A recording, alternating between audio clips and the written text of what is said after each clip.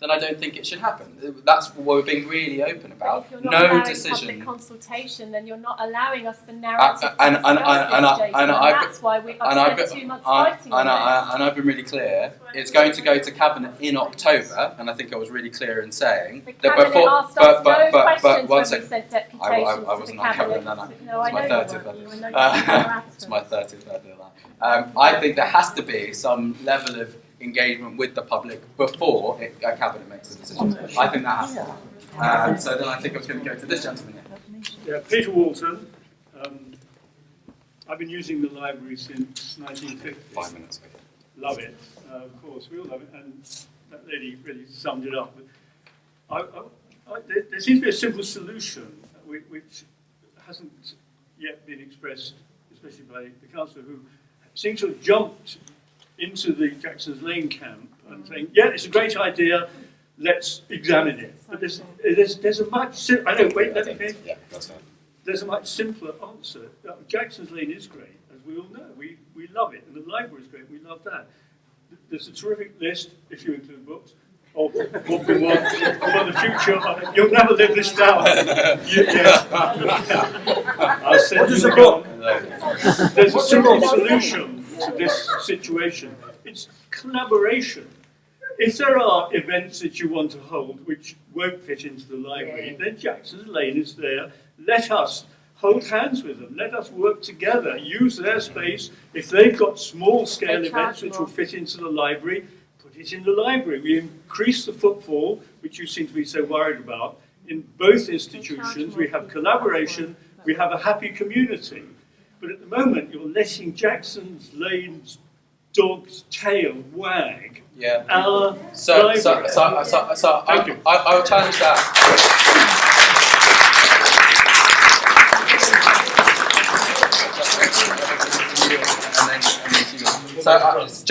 Just because you referred to me specifically, so I would challenge it just to be really, really clear. I didn't mean you. No, I think you said, as in the councillor is supportive. I think you said specifically the councillor is supportive. I've got nothing against you. Okay. So I'm going to be really clear. I am 100% agnostic on this. I think my job, and I'm just being honest on it. I think my job is to literally see what comes out of the feasibility report, what are the ideas, and have a conversation with the community about what can genuinely be done in the existing building, given the financial constraints. Great. And then you make a judgment after that. And it's being recorded saying it and open. I think we have to take an objective view of what comes out and then make a decision rather than necessarily firming ourselves one way or the other before it. Yeah, I'm going to go this guy, and then I'm going to... Yes, because I just pointed to one of your opposition councillors at the back.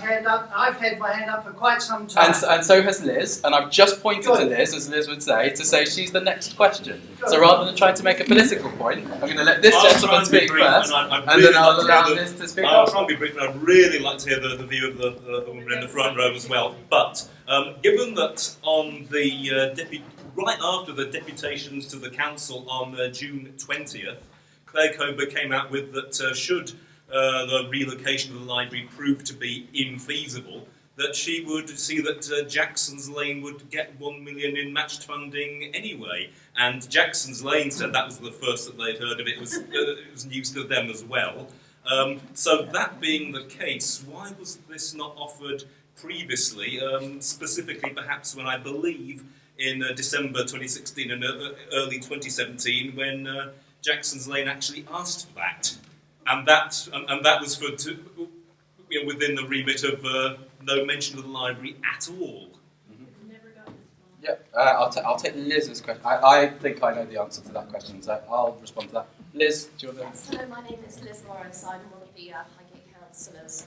I know what residents are very concerned about, as well as the local councillors, is the fact that the council is not going to do a proper public consultation on this.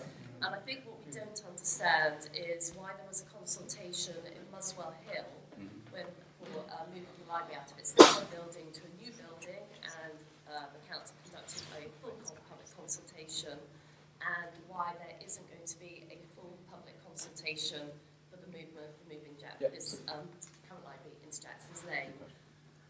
You tell us that it will go to which I understand, but I've been a councillor for 3 years now, and anything that goes to cabinet, anything that goes to cabinet always gets approved. I've never seen cabinet throw anything out that is presented by officers. So I think because of that, it's even more important that there is a full public.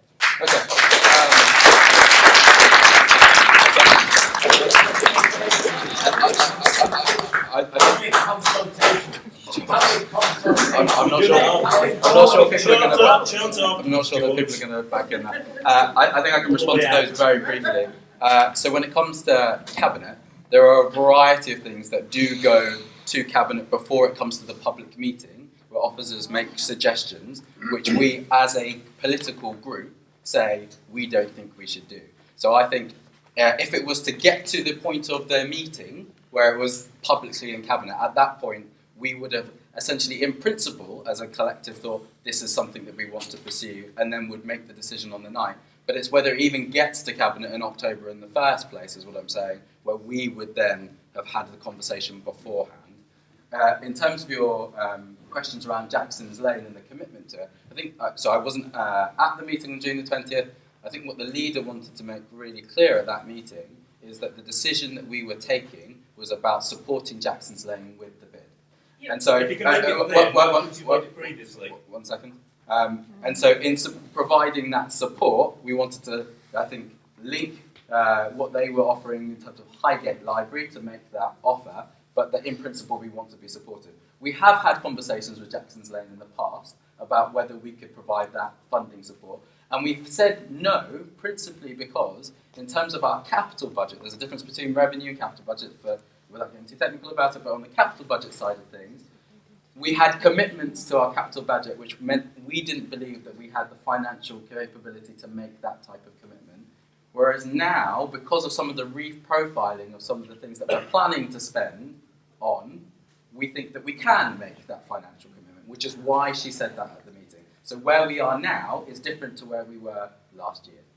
Do you want to pick up the point specifically on consultation as well? So why, I think the question was, why is this different to Moswell Hill? And You have to answer public consultation. I've just said we're going to respond to that. So, as the leader said at the scrutiny, the difference here, last year, a building was acquired. Okay, so it was put out to the public about the move just into a new building. This is a very different scenario in that we've been approached by, I'm going to use the words, like-minded culture entity, arts and culture, with a proposal to merge the two. So we're seeking to engage with the community, get the views to inform that feasibility study. That's why there has not been a public consultation. But who's feeding into your feasibility study? Because you haven't had any public engagement. You haven't picked up the questionnaires in response to really quite a coded questionnaire anyway. So you haven't had a website to answer. You haven't had any meetings to discuss any of our ideas as of them feeding into that narrative. So do you want to respond to that? And you certainly haven't met about us talking about the library staying, meeting any budget cuts that I raised with you. I think that was in May, or was it April? You know, no one has met to talk about what we could do with that site, which would actually more than offset the 40% shortfall in all of the council's budget. If you took that 60% of the, if you took 40% off your library, and you said, okay, I've only got 60% of what I had 10 years ago for Highgate Library.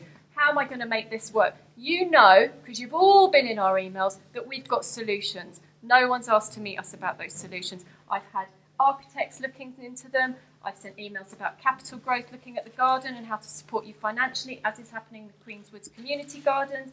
I have spent 2 months since I left Westminster solidly working on this, trying to offer labour value solutions to make Highgate Library work for the community. Okay. Selling off a public land, space and asset to a private developer is 100% against labour values. Putting it into Jackson's Lane, which is a private charity, is 100% against labour values. So if you want to talk about this as a political move, which is the language you've used, politically, I think we're on such dodgy ground that I have to step back and question it. If you want to talk about solutions for our library, We have to be engaged in that consultation. We never have been. We've never had a meeting about what would we like in the library, because definitely reading would be number one.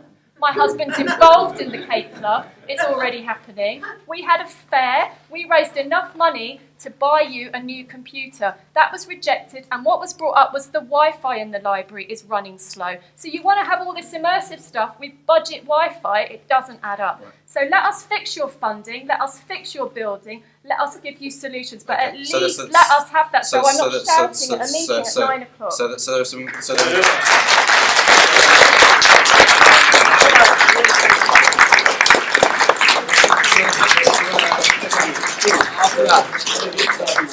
After that, I am just because I've been told. Okay, so you absolutely have. So I know this conversation feels like it could continue to go on. I'm going to ask you to respond to some of those. I'm going to ask you to perhaps make the kind of final question.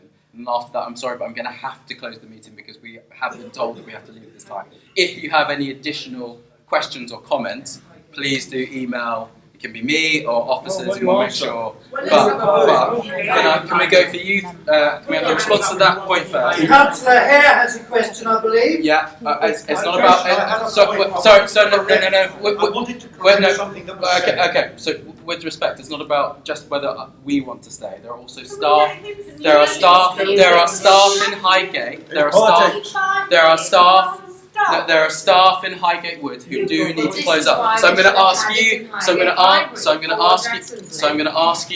Judith, to respond. And I'm going to ask this lady to ask her final question, and then we're going. Maria, we're not going to do that. Judith, Maria, we're not going to do that. Judith, can you respond? Okay. So Maria, we're not. You're wasting. Maria, we are not going to do this. In the same way that I wouldn't accept it with George. Maria, we are not going to do this. No.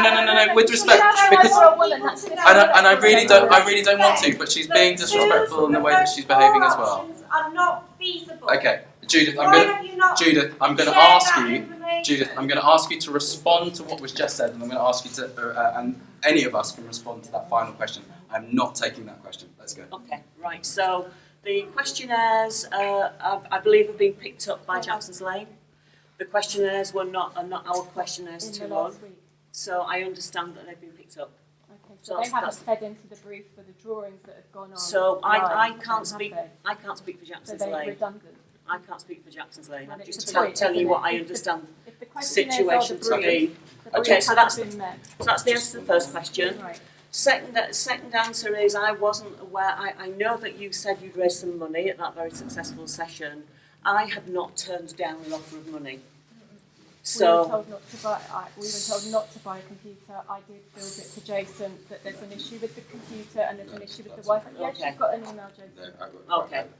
So not aware of that, but we can talk later when we meet, because we're meeting on Monday, aren't we? So so I attended a couple of the Jackson's Lane sessions just really to observe. So that was back in June. So I've listened to some of these things and I'm already feeding those in. So you're defining the brief. No, I'm feeding in what you Who's said. defining the brief? I think we've answered that question. No, you haven't answered that question because we're not defining the brief. We are the library users and we are not defining the brief. As a creative, I always know who sets my brief. And I'm really unclear on who's setting the brief. I'm unclear on lots of things, but that is not clear. Because the questionnaires potentially are seen as public engagement, meaning that they are feeding into the brief. However, Katie Marks has already done drawings. The questionnaires definitely last weekend had not been picked up. If they've now been picked up, but that was ready to go over a week ago, that means that those drawings are not reflective of public feeling, meaning that has not fed into the brief. Am I right? Who's an architect? Yes. Am I right? Yeah, no, I think that's perfectly sensible. So my understanding is that the initial comments around what the feasibility should look like, some of that would have come from council officers sharing. I think there's a legitimate challenge about whether the public has then had enough opportunity to shape what council officers said, but certainly the origin of it would have been Jackson's Lane in terms of their feasibility, and then do you want to? Because this lady, because this lady has been waiting for ages as well. So I just want to make sure. Sorry, I really do want to. nice, which I'd be really interested Okay, if we, but I really would like this lady to But you finish this haven't up. why the other options haven't been considered. If the Highgate Action Group have a number of options on the table, so how we can enhance the current library and raise additional funding, why hasn't it been considered? Well, I think you just said that you're planning to do it. I think you would. My concern is it's going to be going to the council with one option on the table, and inevitably they're going to agree to that. Well, I mean, I've only just. But it sounds like you two are meeting on Monday, which I wasn't aware of. But at least it sounds like that conversation is going to happen. This. He's been waiting for this. That's communicative then, and an action. As in what? That conversation is going to take place. Yes. Yeah. I think it's already in the diary, isn't it? You're very welcome to come. It's on the 24th. Yeah. I think it's already in the diary. It sounds like. Do you want to? Rosie Slosett, local resident and daughter of a librarian, your equivalent, Judith, in the NHS, so I can understand your position as well. I think actually I would like actually it's more of a point rather than a question, it's actually the library can be all of the things that you have there, including books. But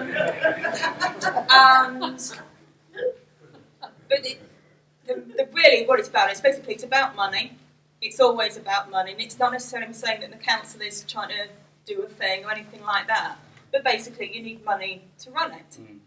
And I have a business, and this Haringey, and particularly this section of Haringey, actually has a particularly high proportion of people who work from home, maybe in jobs, or people who run their own businesses. It's actually an incredibly high percentage. And where there is actually no hub for people to actually go and work. People who like quiet do not necessarily want to be working in coffee shops. And also there are issues with, well, we'll call them the vulnerable tick boxes, you know, the autism, the mental health, the learning disabilities, all of those, which obviously you have a legal responsibility to. And of course, there's not a lot of jobs about, particularly if you're more challenged. And of course, helping and guiding people to have their own business in a safe environment, in a quiet environment that has got lots of natural life, whose root lights aren't quite the same thing, has a garden. It's an environment they already have. You can very easily, with not that much extra money, actually bring them into creating a business hub for people who are working from home with jobs and people who already have businesses, pretty much in this area. And that's your money. Just to put it thing, actually, a lot of them are like Asperger's because I do.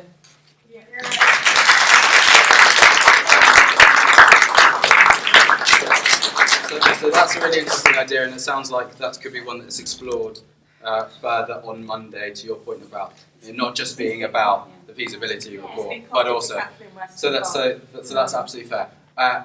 With that, I know it's been a long meeting, a pointless intense meeting. Thank you for all of those who made comments and questions. If you have any additional questions or comments, of course, please do get in touch with officers or with me, and we'll make sure that a note of this conversation is sent around to everyone who left their details, and that you also have access to the website that has been published whenever that happens. So thank you very much for coming.